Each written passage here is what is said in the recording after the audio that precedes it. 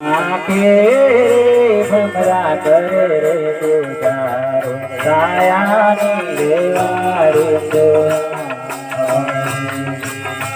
आके भमरा करे रे गुजारो कायानी रेवाड़ी तो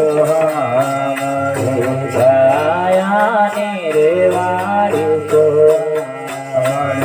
कायानी रेवाड़ी तो करता कोई करो ने कायानी रेवाड़ी तो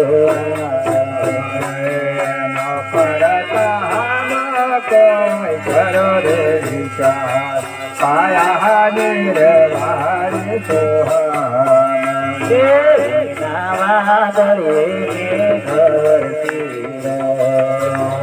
नावादरे घर शिर नावादरे घर नावादरे घर शिर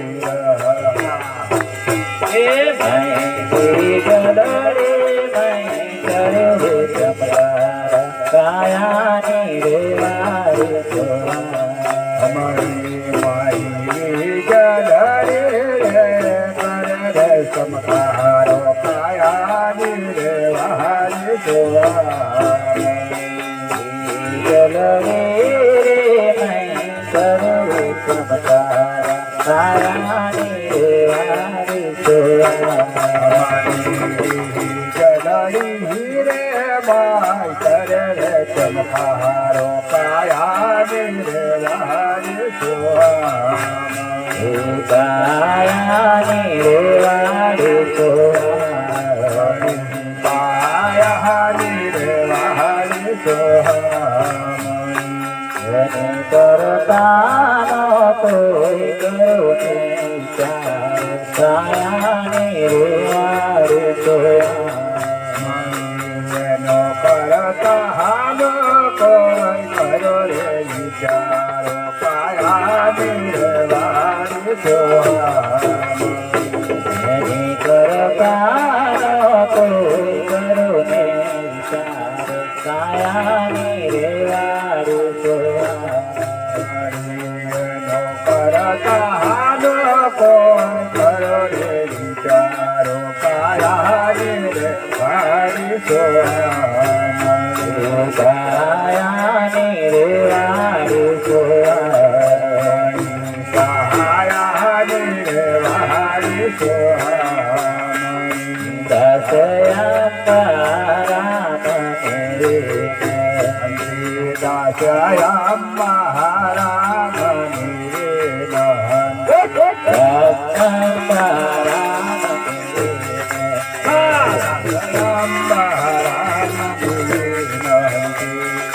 करता कोई करो कायानी रेवाड़ी तो करता हम कोई करो रे विचारो कायानी रेवाड़ी तो करता कोई करो कायानी रेवाड़ी तो करता हम कोई करो रे विचारो कायानी रेवाड़ी तो कायानी रेवाड़ी तो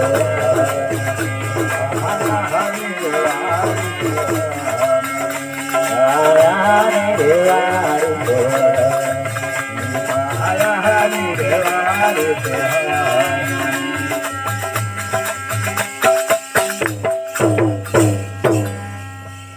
सद्गुरु महाराज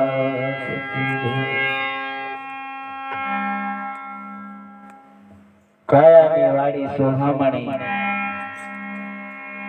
एनी करतानो करो ने विचार कायानी वाड़ी सोहामणी मैं अनघड़िया राजा उतरिया मैं उभो शोभो सरदार कायानी वाड़ी सोहामणी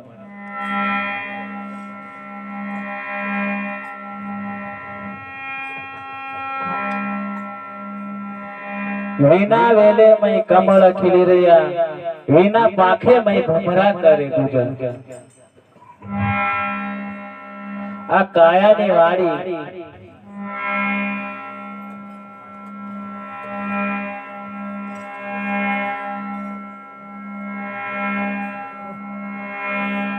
એક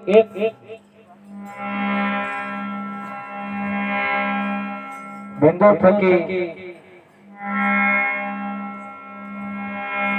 આ કાયાનું નિર્માણ થતું હોય.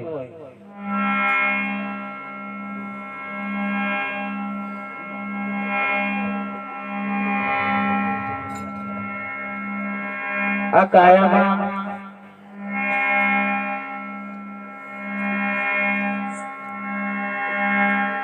કેટલી બધી સરસ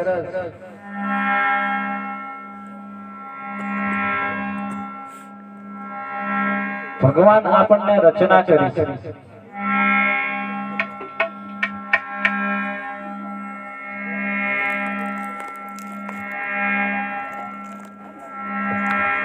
આ શરીર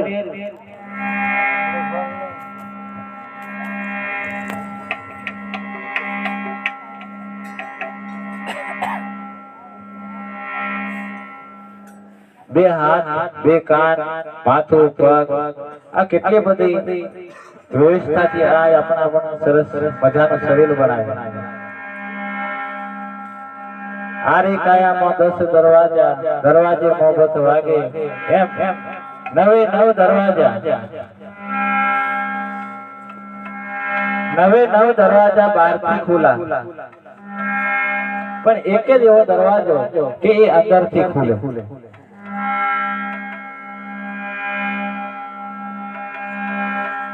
તમે નક્કી કરો કે 9 દરવાજા, બધા દરવાજા બહારથી ખોલા, પણ એક જ દરવાજો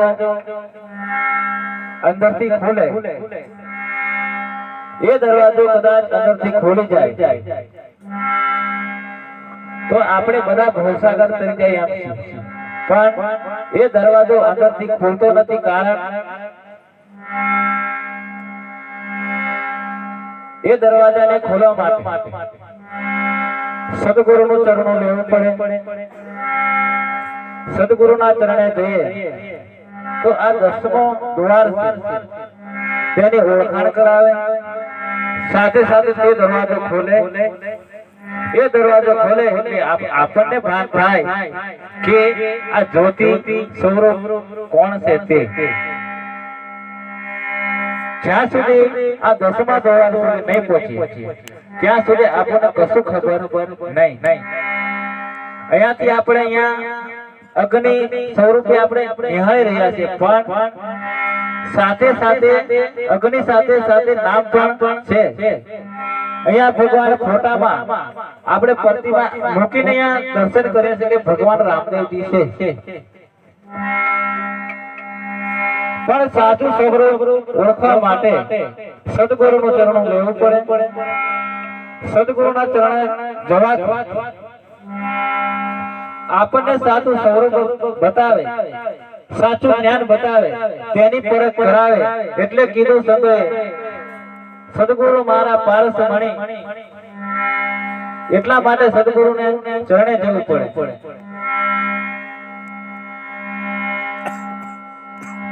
આપણે બધા કહીએ છીએ કે મન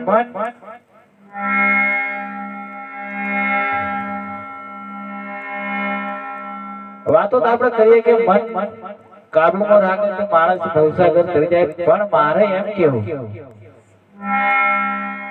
મન અહીંયાથી છૂટે એનું ઘર કયું, કયા ઘરમાં સમાઈ જવાનું? અહીંયાથી છૂટી જો ડાયરેક્ટ આપણે મન તો બધું કરે છે, મન બધું બધી વસ્તુ એને ભાવે, બધું જ નક્કી કરી દે, પણ મન અહીંયાથી છૂટ્યું એનું ઘર કયું? એનું ઘર પવન, તો પવન નું ઘર કયું? આ સ્વરૂપ જાણવા માટે આપણે સદગુરુને ચરણે જવું પડે. અહીંયા આપણે બધા બેઠા છીએ, આપણે સવારમાં કામ ધંધો હોય એ ભજન કરવા છે, મારે કઈ નહીં. જ્યારે પાર્વતીજી